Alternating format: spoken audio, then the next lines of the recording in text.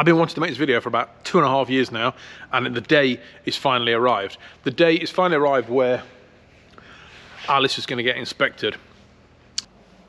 Right, so I've got with me Gustav here, and we're going to do some tests, a bit of inspection on this car before it actually goes for its MOT. So I'll hand over to Gustav. He can introduce himself and he can tell us what we're going to do here, because he's the expert of this. Okay, thanks. Gustav, as Mike said, I represent an organization called Sfro, or Sveriges Fordonsbyggares Riksorganisation. We are a non-profit organization that works with inspecting amateur-built and modified vehicles here in Sweden. And the customers we get are people who modifies cars or motorcycles more extensively than what a normal MOT can accept. So for example, if you change the entire drivetrain and the brakes, which is something you might do if you, for example, want to add or increase the horsepower more than just a little bit, then we get involved. And what we actually do is go through the more involved technical aspects of the build, things that a normal MOT station are not trained to do, really. We are all, in our organization, we're all builders ourselves, so we build and modify cars or bikes, so we are on the builder side, and all have experience from doing these kind of things. So the idea is that we can check things before you go to the MOT, and usually we also start with like a pre-inspection before the car is finalized. Okay, brilliant. So what is it we're going to actually do with this car today then? Well, today we are in a situation that is not uncommon. When a builder like you have gone past the pre-inspection stage, which happens sometimes because from the start you perhaps weren't aware that you would need this kind of inspection. So what we will do is we will go through the basics and the final inspection at the same time, which is usually possible in a case like this. It's a car that is not overly complex, it's not huge modifications. So what we are doing is start by taking down all the raw facts. What kind of engine is it? What are the brakes, etc. And then we will go through the construction side of it, looking at things like engine mounts, suspension, if there are modifications to suspension, looking at, for example, the brakes. The brakes are modified, okay, that means that probably new brake lines have been put in place, so look at how they are built, how they are fastened, things like that. That's the starting point. Okay, brilliant. Brilliant. I see you've got a book with you. Now this, I've got the old version of this book. This is the new book, and it's the build handbook. Now this is the book that that SFRU actually sell, and it's a book that people like me can buy, and it has massive amounts of tips and helps in this book as to, it doesn't actually tell you how to rebuild the car, it doesn't tell me how to do this engine swap in the car, but it tells me things that I should look at. As you said, how to clamp the brake pipes and that sort of information, the technical information of it that you won't get at a normal MOT, it's all in this book. So it's a really, really useful book to get hold of. And they're available on SFRO's homepage if anybody out there is going to do this or looking at doing this in Sweden. I recommend this book. It's really, really good. So get one of them if you need it. It will save you a lot of time. Now, people like Gustav are available, and they are, as he said, they are available for us, me that's trying to build a car. I have had, I don't know how many mail conversations with Gustav, but quite a few, as to what do I need to do with this car, what is legal and what isn't legal in Sweden. I know that there's certain parts of this build that England do and it's fine, but then there are certain things that have to be legal in Sweden. For example, the carburetors and the injection. So that's one of the things that I've had a conversation with Gustav over. It meant that I had to change my build, but it's also meant that when I get to this stage, hopefully, it's going to go through the build without a problem. So we're going to get this up in the air and we're going to start going through it, and we'll film it as we go along, and we'll stop and we'll let you know if there's anything we need to talk about. So we've got it up in the air, and the first thing we're going to do is go through the car and take some basic measurements. So the size of the brake disc, the drums, what kind of wheels it's got, the offset, that sort of thing. Basic measurements of the car to start with, and all of that lot's going to be documented in a computer program. So we're starting to build up a bit of a database on this car as to what everything weighs, measures, where it's from. All of that stuff needs to be documented, and that's what Gustav's doing at the moment. Right, so we've gone around the car underneath. Well, we've started around the engine bay first, and we found well, it's not a problem as such, but something that could be a problem in the future. Right, so we're looking at this point here and this point here, and I don't know if you can see it on the film, but that one is lower down than that one. So what's the problem with that then? We can take a quick measurement of it. So we can see that this one here is, I think you can see it on film, it's about 5 centimeters to the middle of the bolt there. And on this side, we've got about 3 centimeters to the middle of the bolt. So there's a height difference on these two bolts here of about 2 centimeters. So what could be the problem with that then, Gustav? Well, the thing is that you get a different geometry on the left side compared to the right side, and what that can do is that you can get a suspension with, in this case, you will have different squat geometry, which might mean it could pull to either the left or the right under acceleration mostly. So that's one thing to check when we do the test drive, to see if it actually pulls under acceleration or not. If it doesn't pull, I wouldn't say it's a big issue, but it's something to just keep in mind, and it might be a possible thing to just check. Okay. Now we did mention something else on this, is if this is a problem, how are we going to fix it? Well, on this side, we won't be able to move that up 2 centimeters, because if you move it up 2 centimeters, it's going to catch the gearbox, which is the reason for this kit, that it doesn't catch the gearbox. So the only real thing we can do is lower this side. So we've talked about putting a little block inside there to bring this bolt 2 centimeters further down, and that evens up the geometry of the car.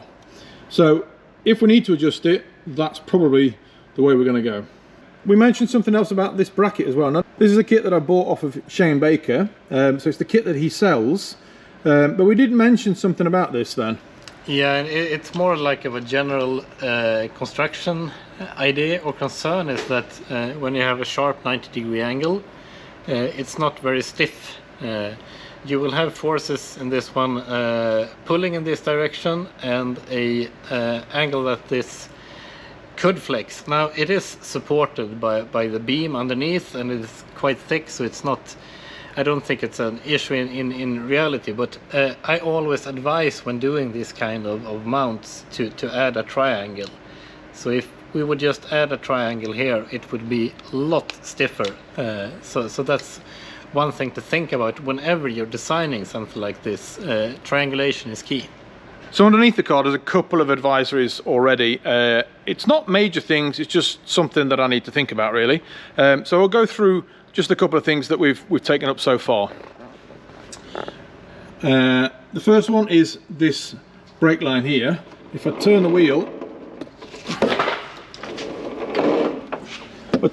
as far in as I can, it is actually touching the tyre. So I need to readjust that hose as much as possible to get it from not touching that tyre. So that's something to think about.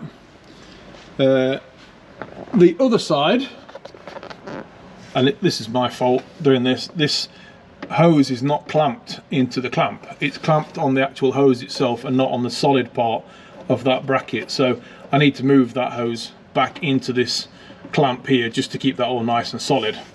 So that's just a small adjustment there. And then general things that's been under here has been things like these hoses need to be clamped slightly better. They can move around against the car. So More clamps on that hose there for the fuel. Coming back here, the same fuel line here. At the moment, the fuel pump up there is quite loose because it's on rubber mounts, which means that that hose can wobble around and eventually it could break off. So it needs an extra clamp put in there just to hold that nice and steady against there. And then we've got the other brake line here. This did have one of these terrible plastic clips that Ford came with originally, these white ones, like that one, which is fallen off at some point. So that isn't actually attached to anything. So that needs a clamp on there as well. So I need to get a couple of clamps on that to hold that brake line into place. And that's pretty much what we found underneath the car. So I've got a bit of homework already. So we're going to bring the car down and we're going to weigh it, and then we're going to have a look under the engine bay as well. So let's get it back down on the ground and see what this thing weighs.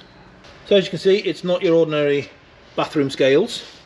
It's quite an advanced system, so it's all wired up to this little box here. So we're going to put the car down on these plates and see what she weighs.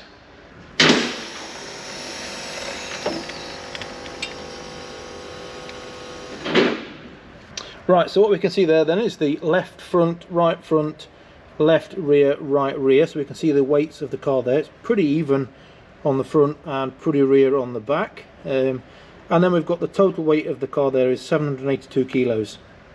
And then we've got obviously 62% of the weight at the front and 37 at the back. So she's not the heaviest car in the world, and well, I wasn't really expecting it either, but 782, that's not a bad weight. The original weight of this car is somewhere around about 750 kilos, so it looks like she's put on about 30 kilos in weight, but that's obviously, there's an extra catch tank, there's an extra gear, there's bigger brakes, there's things like that. So 30 kilos extra, that's not too bad. I don't think Alice needs to go on a bit of a diet anyway. With me sat in the car, 30 kilos extra is not going to make much difference to the actual weight of the car. So quite happy with that, and I think Alice can be quite happy with just weighing 30 kilos more. Right, so we moved on to the bonnet, and there's a couple of points of things there that we need to check out as well. So I'll let Gustav inform you about what needs to be done and what I need to do to fix it. So what do we have to do under the engine bay then? There's a couple of things that you pointed out. So what are we looking at under here then? Well, just a few minor things. The first thing is with the Swedish regulations, we need to have the crankcase ventilation as factory, or it needs to be what we call a closed circuit. So the breather filter on the rocker cover is a no-go. We need to use, or you will need to use, a hose going from there to a point between the throttle body and the air filter, basically, so it works as stock. And it can be worth to remind people how the crankcase ventilation works. Is that under normal use, you have a connection from the crankcase itself to the intake manifold, and it creates a vacuum, and that vacuum actually pulls air through the engine. So the idea is fresh air enters through the air filter and goes into the crankcase through the rocker cover.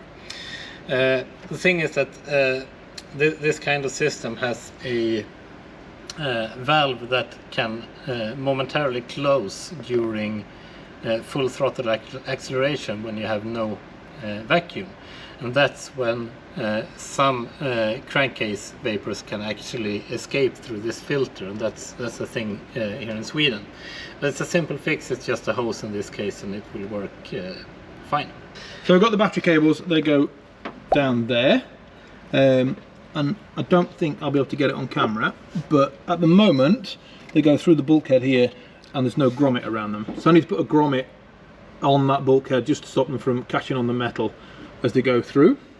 Right, so another thing is the motor mount there. Now this is bought again from Shane Baker, and I know it's fitted to many of these builds, but so basic things to think about if you're going to build a car. We can't see any problems at the moment.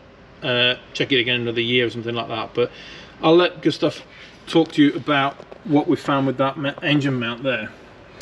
Yeah, and in this case it's basically the same idea as we spoke about with the tension strut for the suspension, is that this is in essence a straight plate sticking out, and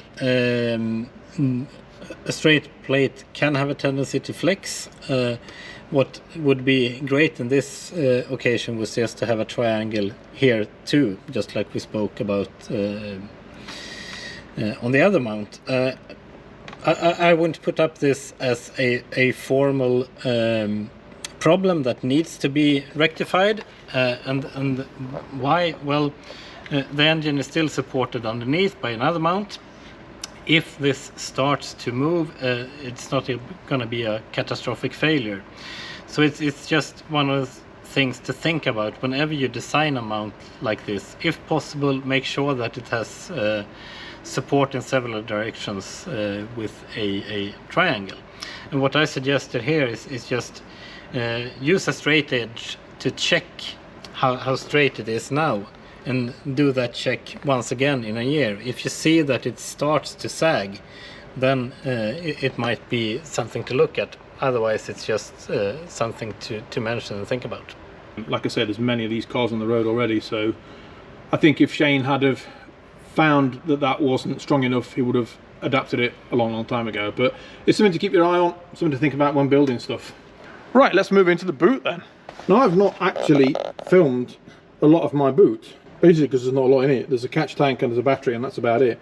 But as we were talking about now, it is fuel and a battery. So one of the things that is with this is that this battery it's a pretty cheap battery case, but as you can see, the battery does move.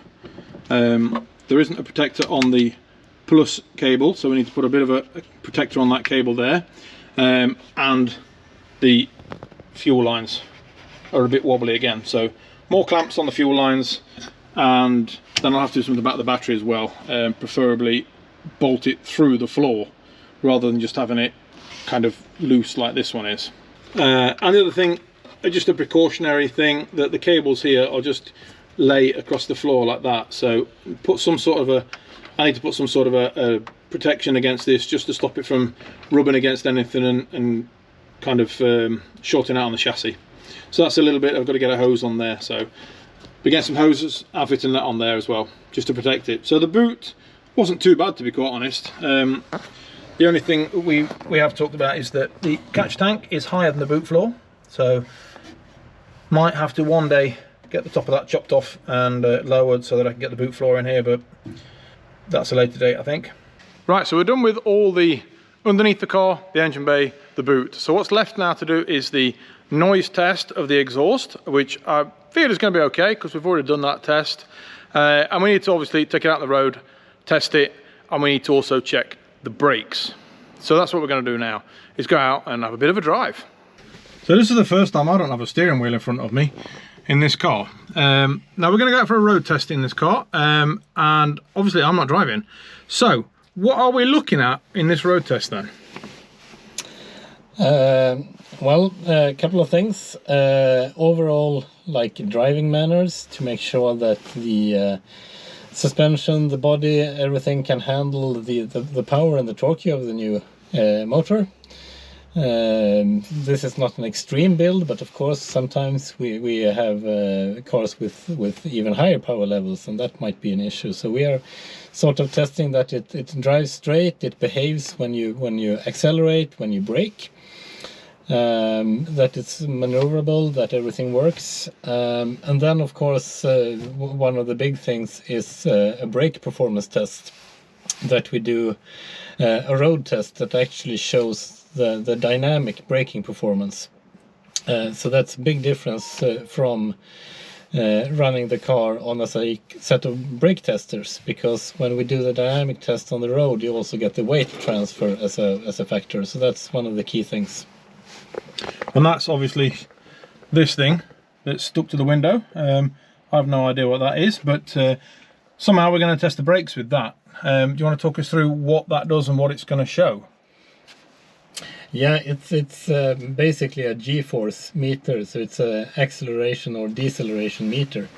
So if we twist it, we will see the needle moving from 0 to something. So that's like simulating a acceleration or deceleration. So this is, I mean, like a fighter jet has a G-force meter, this is sort of the same. Let's see how many G-forces she's got then, and we'll see what she's like driving down the road. This is going to be scary for me. I've never been a passenger before in this car, but this is going to be good fun. Okay, so one thing we've just talked about is the front suspension, where we talked about that one side is lower than the other side. And one of the tests that Gustav can do is just accelerate and see if the car pulls anywhere.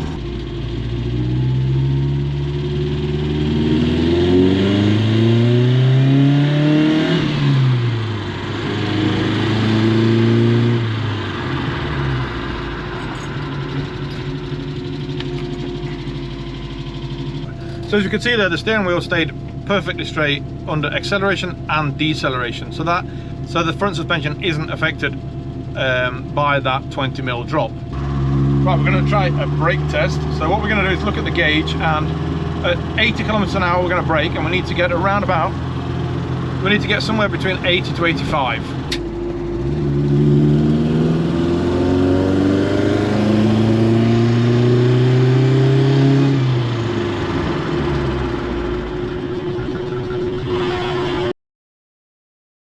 Well, I don't know how much you can see of that, but I think we were getting to about 80 somewhere. I'm not really sure, to be quite honest. I was trying to hang on. What were we at, Gustav? Did you happen to see? Just under 80, which is because the road is pretty damp. So that's the issue. But I have a trick. I'm gonna try and see if we can get some more.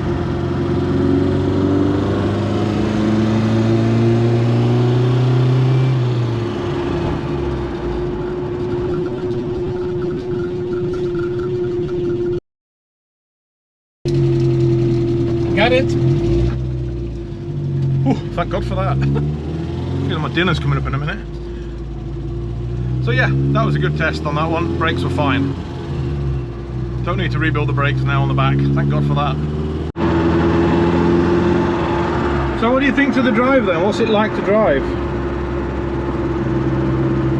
It's peppy. I like it. It's fun. I mean, I haven't driven a Fiesta in like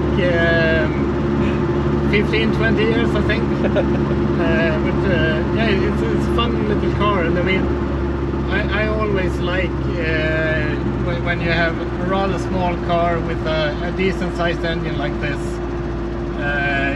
It makes for a good experience. It's nice to hear somebody else likes to drive it, because I love driving this car. It's brilliant. So that's a good thing. It's brake test done and it passed. Drivability test, I suppose we'll call it, was fine. Nothing wrong with it. So yeah, all that's done. Just a noise test left to do now then. So on to the sound test part of this car. We're going to test the exhaust noise of the car. Now we're going to set up a 20-meter stretch of the road on here, and then 7.5 meters in from the side of the road, and then I have to drive, well then the car has to drive at 50 kilometers in second gear, and at the first marker it is flat to the floor to see what the exhaust is like, and we measure it from there.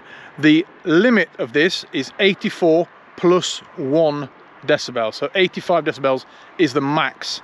I have already tested this, so I'm quietly confident about this test, so it should be all right. So let's get everything set up and we'll go from there.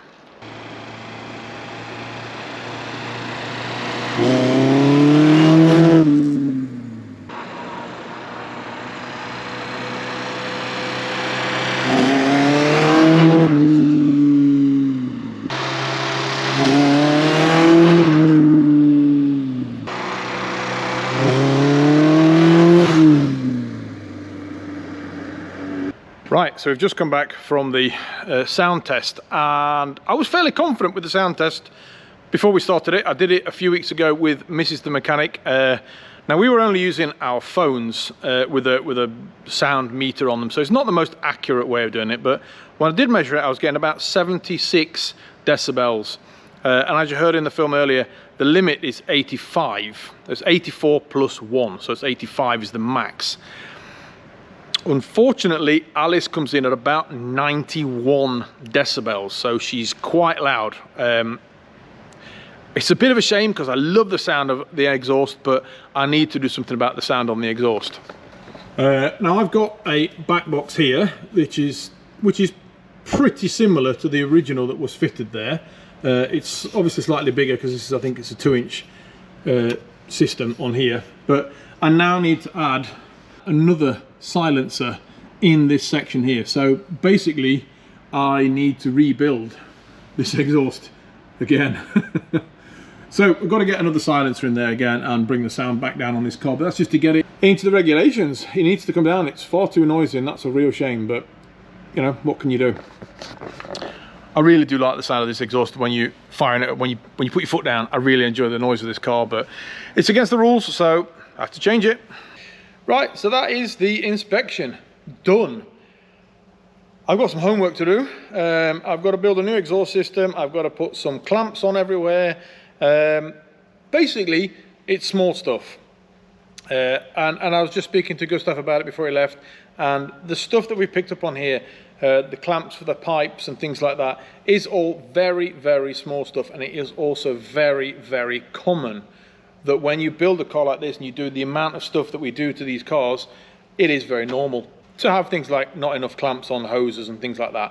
But that's the reason we do this inspection. It's the reason these guys are here to help us, and that is because I want this car on the road for a long, long time.